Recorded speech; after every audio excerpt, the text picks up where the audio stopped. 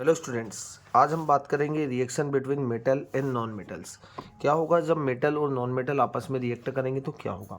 सबसे पहले हम बात करें तो मेटल जो रहेगा वो हमेशा आप याद रखें कि मेटल क्या करेगा। मेटल जो रहेगा वो लूज ऑफ इलेक्ट्रॉन्स। तो यहाँ पर हमें ये याद रखना है कि इलेक्ट्रॉन्स को क्या करेगा, मेटल लॉस करेगा।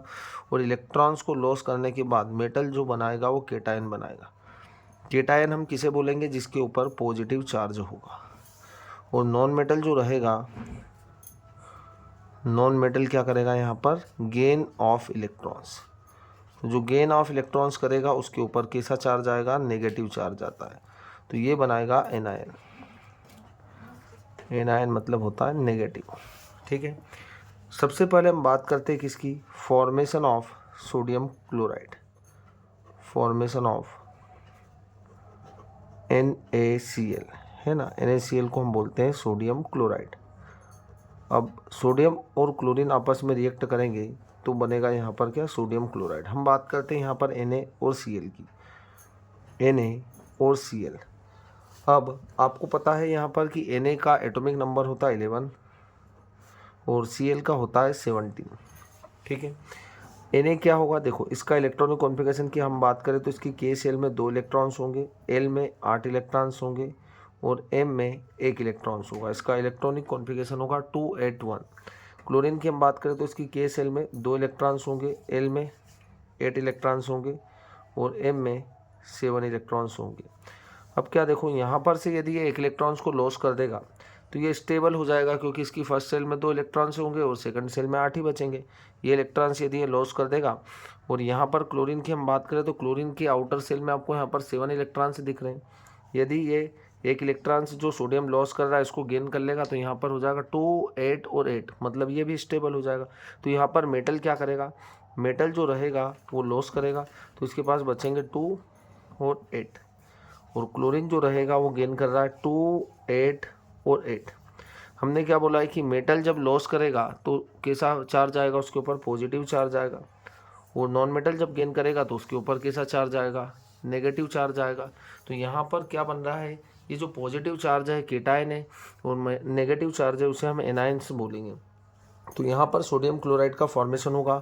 आप इसका इलेक्ट्रॉन डॉट स्ट्रक्चर को इस तरीके से भी बना सकते हैं। Na के पास आपको दिखाना है कितना, 1 इलेक्ट्रॉन्स। और क्लोरीन के पास आपको कितने इलेक्ट्रॉन्स दिखाना है, क्लोरीन के पास आपको आउटर सेल में 7 इलेक्ट्रॉन्स दिखाना है। तो ये होगा हमारे पास 7 इलेक्ट्रॉन्स। ठीक है, ये 1 इलेक्ट्रॉन्स यहाँ पर शिफ्ट हो जाएगा तो क्लोरीन के आउटर सेल में कितने इलेक्ट्रॉन्स हो रहे हैं, 8 इलेक्ट्रॉन्स हो रहे हैं ना। तो इस तरीके से आप इलेक्ट्रॉन डॉट स्ट्रक्चर के फॉर्म में से दिखा सकते हैं। यहाँ पर सोडियम जब लॉस कर रहा है, ये रो किसको रिप्रेजेंट कर रहा है यहाँ से कि सोडियम लॉस कर रहा है तो सोडियम के ऊपर कैसा चार्ज आ जाएगा, प्लस का चार्ज आ जाएगा। और क्लोरीन के ऊपर कैसा चार्ज आ जाएगा, क्लोरीन के ऊपर आ जाएगा। इस तरीके से आपको बना देना। क्लोरीन के पास कितने इलेक्ट्रॉन्स हो गए, 7। तो ये क्लोरीन के है ना, क्लोरीन के पास यहाँ पर से ये 1 इलेक्ट्रॉन, ये जो डॉट के रूप में आपको दिख रहा है ये इलेक्ट्रॉन्स किसका होगा, ये इलेक्ट्रॉन सोडियम का होगा। तो देखो क्लोरीन के आउटर सेल में 8 इलेक्ट्रॉन्स कंप्लीट होगा, इस पर आ जाएगा माइनस का चार्ज। तो यहाँ पर आयंस बन रहे, ये केटायन है और ये एनायन है। पॉजिटिव चार्ज केटायन है और नेगेटिव चार्ज एनायन है। तो इसे हम बोलते हैं आयनिक बॉन्ड भी बोलते हैं। क्या बोलते हैं, आयोनिक बॉन्ड। इलेक्ट्रोवेलेंट बॉन्ड भी बोला जाता है, बट आयनिक बॉन्ड नाम से भी हमसे एग्जाम में पूछा जाता है। तो यहाँ पर क्या कर रहा है, मेटल जो रहेगा वो लॉस कर रहा है और नॉन मेटल जो रहेगा वो गेन करेगा, है ना, अपनी स्टेबिलिटी को अचीव करने के लिए। अब हम बात कर लेते हैं यहाँ पर formation of magnesium chloride. Formation of magnesium chloride. अब मैग्नीशियम क्लोराइड फॉर्मूला होता है MgCl2। मैग्नीशियम क्लोराइड किस तरीके से बनेगा, सबसे पहले हम बात करते हैं मैग्नीशियम की। तो आपको पता है कि मैग्नीशियम के पास कितना होता है, 2, 8 एंड 2। इसके आउटर सेल में 2 इलेक्ट्रॉन्स होते हैं, मैग्नीशियम का नंबर 12 होता है। ठीक है, अब जब मैग्नीशियम क्या करेगा, 2 इलेक्ट्रॉन्स को लॉस कर देगा, क्योंकि मैग्नीशियम मेटल है।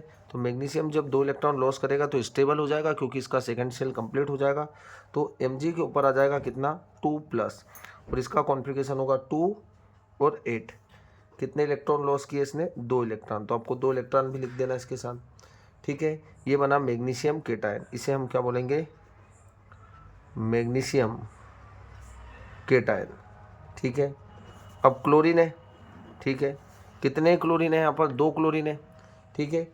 एक क्लोरीन क्या कर रहा है, क्लोरीन का कॉन्फ़िगरेशन है 287, तो ये क्या करेगा, इलेक्ट्रॉन्स को गेन करेगा, तो क्या हो जाएगा, Cl पर आ जाएगा माइनस का चार्ज 288, ये क्या बना हमारे पास 2 8 और 8, क्योंकि 7 इलेक्ट्रॉन थे, एक इलेक्ट्रॉन से जो यहाँ से लॉस करा है 2 इलेक्ट्रॉन लॉस करे, पर यहाँ पर हमारे पास क्लोरीन भी कितने हैं, 2 क्लोरीन है, तो एक क्लोरीन ने 1 इलेक्ट्रॉन लॉस किया, तो 2 क्लोरीन ने 2 इलेक्ट्रॉन लॉस किए, तो यहाँ पर हो जाएगा 288, ये हमारे पास बनेगा क्या, क्लोराइड इन आयन, ठीक है।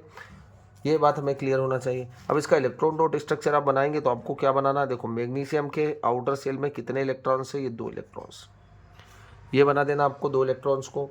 और क्लोरीन के आउटर सेल में कितने 7 इलेक्ट्रॉन्स है ना, क्लोरीन के आउटर सेल में कितने इलेक्ट्रॉन है 7, तो आपको यहाँ पर 7 इलेक्ट्रॉन्स बना देने, ठीक है।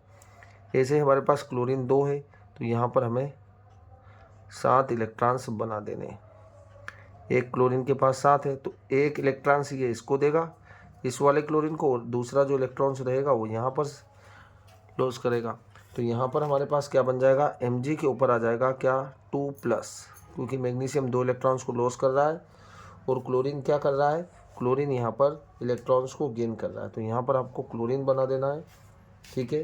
क्लोरीन हम बना देंगे यहाँ पर Cl,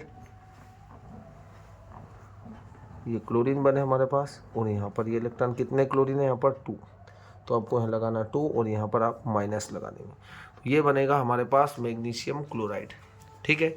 चलो अब हम जान लेते हैं इनकी कुछ प्रॉपर्टी के बारे में, तो किस तरीके से यहाँ पर फॉर्मेशन ऑफ NaCl फॉर्म हो रहा है और मैग्नीशियम क्लोराइड किस तरीके से बन रहा है, एग्जाम में हमारी आता है।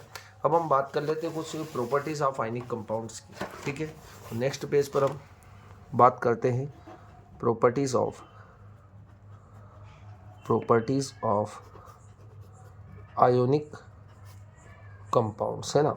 आयनिक कंपाउंड्स की क्या क्या प्रॉपर्टी होगी, सबसे पहली बात तो इनका फिजिकल नेचर क्या होगा, देखो फिजिकल नेचर जो होगा वो कैसा होगा, फिजिकल नेचर में ये रहेंगे सॉलिड, है ना, ये कैसे रहेंगे, सॉलिड रहेंगे। अब सॉलिड क्यों रहेंगे, देखो आपको पता है जैसे हमने NaCl देखा तो Na पर क्या था, प्लस चार्ज था और Cl पर माइनस चार्ज था, तो इनके बीच में क्या होगा, फोर्स ऑफ अट्रैक्शन स्ट्रांग होगा, फोर्स ऑफ अट्रैक्शन स्ट्रांग होगा तो ये क्या हो जाएंगे, सभी पास पास आ जाएंगे, बहुत ही पास पास होंगे। आपने देखा होगा सॉलिड में एटम्स क्या होते हैं, एटम्स मॉलिक्यूल्स आयंस, इनके बीच जो इंटरमोलिकुलर फोर्सेस बहुत स्ट्रांग होता है, तो यहाँ पर पॉजिटिव और नेगेटिव चार्ज के बीच में फोर्स ऑफ अट्रैक्शन बहुत ही स्ट्रांग होगा, और स्ट्रांग होगा तो ये जनरली आपको सॉलिड में मिलेंगे, है ना। नमक को आपने देखा ही होगा, इनके बीच क्या होता है, स्ट्रॉन्ग फोर्स ऑफ अट्रैक्शन होगा, क्योंकि यहाँ पर पॉजिटिव चार्ज मतलब केटायन और एनायन है। दूसरी बात हम करते हैं यहाँ पर मेल्टिंग और बॉइलिंग पॉइंट की, मेल्टिंग एंड बॉइलिंग पॉइंट। तो मेल्टिंग और बॉइलिंग पॉइंट की आप बात करेंगे तो आपको पता है कि इनको मेल्ट करने के लिए, है ना, इनके फोर्स ऑफ अट्रैक्शन को ब्रेक करने के लिए हमें ज़्यादा एनर्जी रिक्वायर्ड होगी, और एनर्जी ज़्यादा रिक्वायर्ड होगी मतलब इनके मेल्टिंग और इनको बॉईल करने के लिए भी हमें ज़्यादा एनर्जी देना पड़ेगी। इनके मेल्टिंग और बॉइलिंग पॉइंट कैसे होंगे, हाई होंगे। ये भी हमें याद रहना चाहिए कि इनके मेल्टिंग और बॉइलिंग पॉइंट, क्योंकि ये फोर्स आपको ब्रेक करना है और फोर्स को ब्रेक करेंगे तभी ये बॉईल होगा, है ना। तो आपको ये याद रखना कि बॉइलिंग और मेल्टिंग पॉइंट्स क्या रहेंगे, बहुत हाई रहेंगे। अब बात करते हैं सोल्यूबिलिटी की। सोल्यूबिलिटी जो रहेगी इनकी वो क्या रहेंगे, वाटर में सोल्यूबल रहेंगे। अपन बोल सकते हैं यहाँ पर सोल्यूबल, आपने नमक को देखा ही होगा तो सोल्यूबल इन वाटर। और जब अपन इनको जो ऑर्गेनिक सॉल्वेंट के अंदर डिजोल्व करेंगे, जैसे कि केरोसिन हुआ, बेंजीन हुआ, तो उनमें इनसोल्यूबल रहेंगे। तो अपन लिख सकते हैं यहाँ पर इनसोल्यूबल इन ऑर्गेनिक सॉल्वेंट्स, ठीक है। फोर्थ प्रॉपर्टी की बात करें, मोस्ट इंपॉर्टेंट प्रॉपर्टी ये होती है कंडक्टिविटी। कंडक्टिविटी की हम बात करें तो आपको ये याद रखना है, सॉलिड स्टेट में इलेक्ट्रिसिटी को कंडक्ट नहीं करेंगे, ठीक है। तो ये क्या होंगे, इलेक्ट्रिसिटी को कंडक्ट नहीं करेंगे, तो सॉलिड स्टेट में क्या रहेगा, सॉलिड स्टेट में इलेक्ट्रिसिटी को कंडक्ट नहीं करेंगे। But liquid state and molten state में क्या करेंगे, इलेक्ट्रिसिटी को, है ना, यहाँ पर क्या करेंगे, कंडक्ट इलेक्ट्रिसिटी। तो हम यहाँ पर बोल सकते हैं कि सॉलिड स्टेट में इलेक्ट्रिसिटी को कंडक्ट नहीं करते, लिक्विड स्टेट या मोल्टन स्टेट में क्यों कंडक्ट करते। देखो सॉलिड स्टेट में क्या होगा, Na और Cl की बात हम करें तो यहाँ पर फोर्स ऑफ अट्रैक्शन क्या बहुत ही स्ट्रॉन्ग है, आपस में बंधे हुए हैं Na और Cl। बट यहाँ पर लिक्विड स्टेट में और मोल्टन स्टेट में Na और Cl क्या है, Na प्लस है और Cl माइनस है, ये आयन्स है। और आयन्स यहाँ पर फ्री स्टेट में और फ्री स्टेट में रहेंगे तो ये क्या करेंगे, चार्ज करियर्स के फॉर्म में वर्क करेंगे, तो यहाँ पर ये इलेक्ट्रिसिटी को कंडक्ट करेंगे। तो आप जब भी जो आयनिक कंपाउंड्स रहेंगे उनको मोल्टन कर देंगे या लिक्विड या जो भी लिक्विड स्टेट में रहेंगे तो ये इलेक्ट्रिसिटी को इजीली कंडक्ट कर पाएंगे। तो आपने यहाँ पर देखा कि किस तरीके से आयनिक कंपाउंड्स बनते हैं, और ठीक है कंप्लीट ट्रांसफर ऑफ इलेक्ट्रॉन्स हो रहा है, यहाँ पर मेटल लॉस कर रहा है और नॉन मेटल गेन करता है। Thank you.